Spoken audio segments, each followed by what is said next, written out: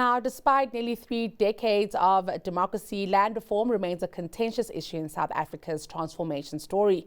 Today, we delve into the ongoing complexities of land distribution, restitution, and tenure reform, and policy considerations in achieving a just and inclusive land reform agenda in 2024. Joining us to explore the nuances of land policy is Bulelwa Mabasa, who is Director and Head of Land Reform and Tenure Practice at Werksmans Attorneys. Bulelwa, an absolute pleasure. Good afternoon to you.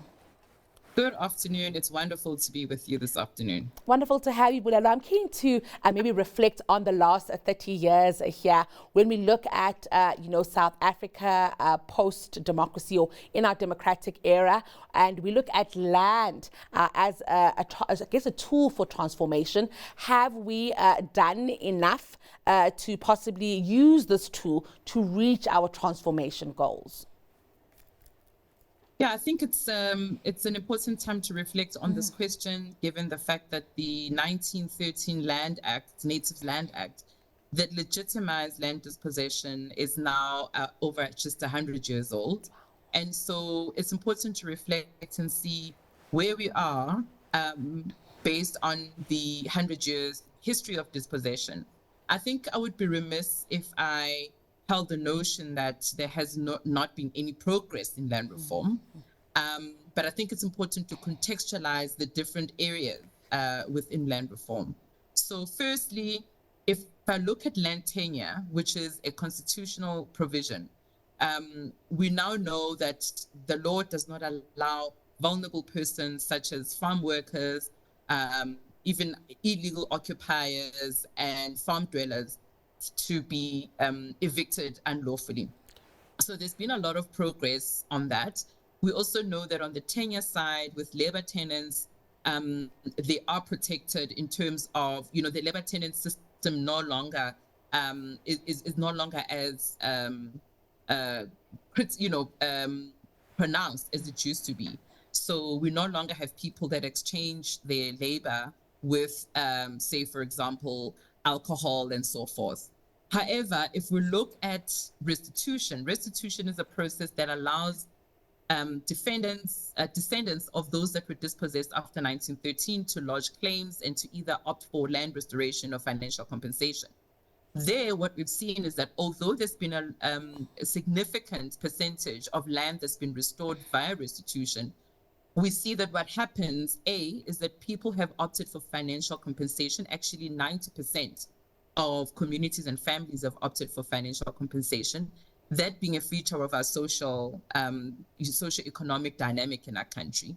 And secondly, for those that have opted for land restoration, and this is something that I've been vociferous about in the past, those that have gotten land have not been supported. So there has not been a policy on post-settlement land support, where we find that land is restored, but then within a short space of time, it's derelict because government has not put controls in place to ensure that there's sustainability that continues on that land. And then, of course, restitution has been highly litigious.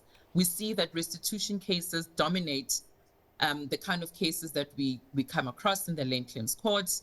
And of course, many communities aren't able to afford legal services. And so you find that there is still a huge backlog into when you look at the finalization of restitution claims. So that's restitution on one hand. And also I think with restitution, the burden of proof lies with land claimants, the very same people who don't have a lived experience on that piece of land are then expected to have the information necessary to pass in court in proving that they were legally dispossessed and so forth. So that's restitution on one side. And then in the middle of it, and I think this is where we have probably performed at our worst, is redistribution. Redistribution, in my view, is it's low-hanging fruit. The constitutional provision says those that are able to demonstrate a need for land, the state must take reasonable and other measures to ensure that it enables citizens to gain access to land. And I say it's low-hanging fruit because access to land does not lend itself to ownership. So this is where, for example, we should be having legislation that is clear, that tells us who can apply for land, for what purpose and where. And also that there's no burden, the onus of proof of showing past dispossession. And so this is again where the work that we've done in the Presidential Advisory Panel, we've made recommendations around the urgency of introducing this redistribution bill that will unlock a lot of opportunities for people to gain access to land in a lawful and orderly manner. Thank you for painting that picture. I think it certainly does assist us in understanding, just how complex all of it has been, Bulelwa, but also understanding the different levers that would have to be pulled in order for us to be effectively moving forward. I'm very keen to also then speak about, the politicizing of land. And I wonder if it's something that can be divorced from the political realms, because we find that often when things are made political, then they're made overly complicated. They also deal with personalities and agendas that really can deter us from what we're trying to do. Sure, and I think it's, land is a metaphor for many things, and I think that's why it's easy political fodder for politicians. Land is about how we feel about ourselves. Land is about our heritage. Land is a place that we call home. So it's also about belonging. It's about our citizenry. It's about, and what I've often said in my writings, that it is actually the one tool that can unify a country. But as you say in your remark, is that unfortunately we've seen it being politicized, and unfairly so. I mean, we are facing our national elections now in May, and we will see a lot of political parties on the extreme ends of ideologies using it to as a divisive tool. And of course the issue of housing cannot be separated from the issue of land. Land is also about housing.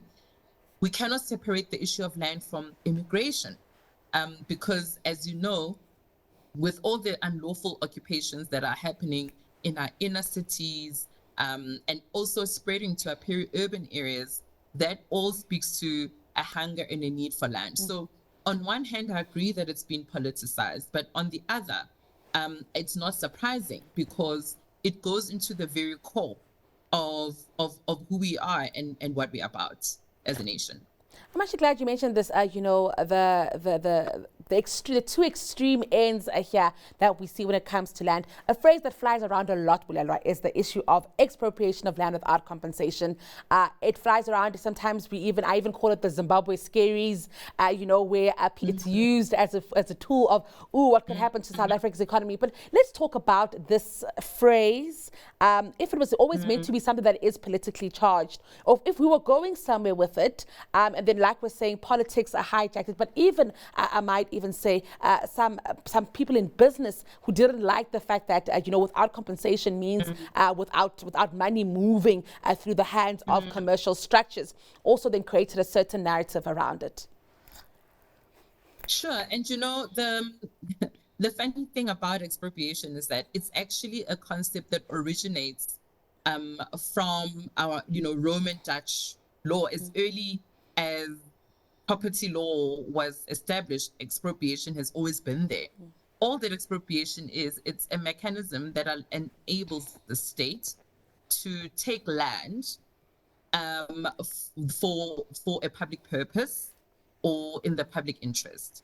So let's give it an example that is quite, sterile, is look at the Gautrain. So the Gautrain was built for a public purpose, to provide public transport, and the people who had homes built around the Gautrain had to then be bought out. In other words, the state had to compensate them because they had to vacate in order to make provision for the Gautrain. That is classic expropriation. It is nothing new. Governments use it all over the world. The trick comes in why it's a buzzword in South Africa is because in its nature, expropriation is inextricably linked with compensation. The inventors of the concept knew that because of the inconvenience and the loss of property, people have to be compensated for that loss. It's as simple as that.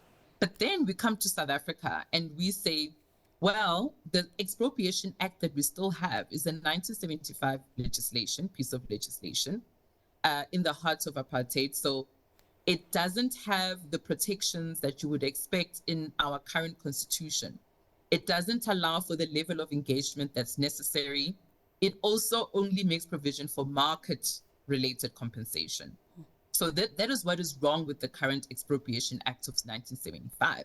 So where does this put us now post the Constitution? Well, the Constitution in its framing anticipates that expropriation is part and parcel of our law. However, that the compensation payable must be just and equitable. Just and equitable compensation envisages something less than market value. So you don't just consider willing buyer, willing seller.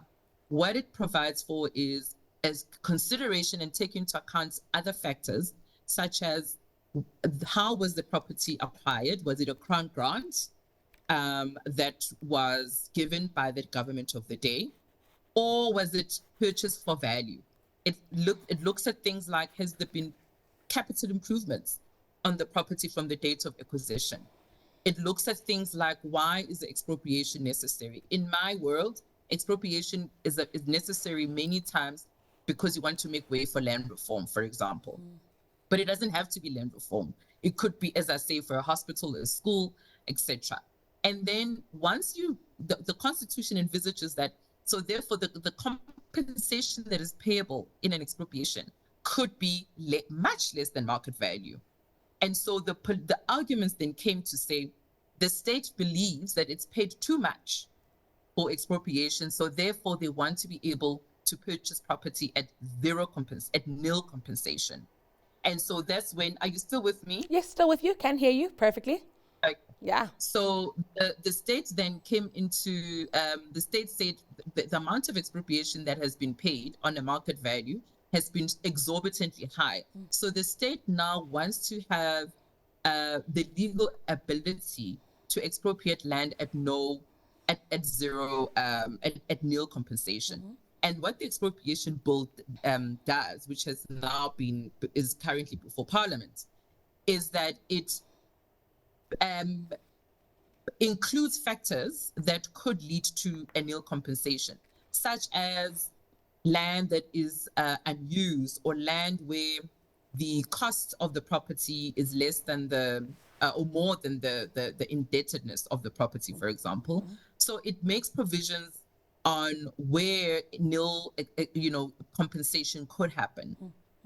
And now the jury's still out on whether or not that's going to pass constitutional muster, because those provisions include things like land that is held for speculative purposes. You'll know that a lot of property developers do buy land and wait for an opportune time to develop or to, build on the land. So questions then get asked around the constitutionality of some of these factors that are provided for in the Expropriation Bill. I think I must highlight that expropriation on its own is not the magic bullet, and it never will be. It is only a small component within the larger land reform context, and it is never going to be the thing that delivers land justice at the end of the day on its own. As I said in my introduction, there are lots of levers that need to be pulled, lots of different things that must happen at the same time in order then to get to a point where we can at least say that there has been a level of land justice in our country. Thank you for that, Bulelwa. I think a very comprehensive one, an important one, especially when we speak about expropriation. I also want to speak about, you mentioned some of the intersectionalities here when we mention of land, we speak of housing, we speak of immigration, but I'm also keen to speak about migration within South Africa here and what we might be seeing with rural communities and local governments, the deficiencies that we're seeing there and how that might be a barrier to land reform. Also thinking of maybe of what you said with when we think of restitution there, where where many of the descendants are choosing to take money and not necessarily work the land, which could be for a lot of reasons, and sometimes it's just a desire, which is okay. But could we be supporting that through just rural development, rural governments really working better there to ensure that there is an ecosystem and an economy that is moving around the lands that we're trying to redistribute or restore back to descendants? That's an important question, and I think that one is a broader societal question. You will know that a lot of the land claims, happen in rural communities, and there's a very specific reason for that. Is because dispossession happened in those formerly known TBVC states. And what we are finding is that many of the minerals that we find under the ground happen in those rural communities. And of late, it's even the renewable energy companies that are finding that it's those rural communities and rural land that has the abundance of sun and wind and so forth. So in a way, it's almost, I always say colloquially that, God gave rural communities a second bite at gold in the form of renewable energy and minerals. And so the question that arises then is the partnerships that must be built to create this ecosystem of sustainability and economy that is incumbent upon mining houses, corporate companies, renewable energy project companies that must work with communities in a meaningful way, in a manner that is engaged and in a manner that is focused on ensuring that there is this economic ecosystem. Now, there are laws in place that do promote this idea of effective engagement with communities in those pieces of land. But what I'm finding is that the enforcement and the monitoring that must happen along, by the authorities really happens. And this means then that the communities are again shortchanged and short-circuited when development is happening around them on their land without them. And so that is, for me, a really key strategic area that land reform could, sustain if there is there has to be intentionality from the authorities across the sectors to ensure then that we have this multi-stakeholder approach to rural development. Bulelwa, that's all we have time for today, and I hope we can keep having this conversation, specifically as the politics of the day unfold within the next few months. Thank you so much for your time and being so generous with all of this information. It's been very useful. That was Bulelwa Mabasa, who is Director and Head of Land Reform and Tenure Practice at Werksmans Attorneys.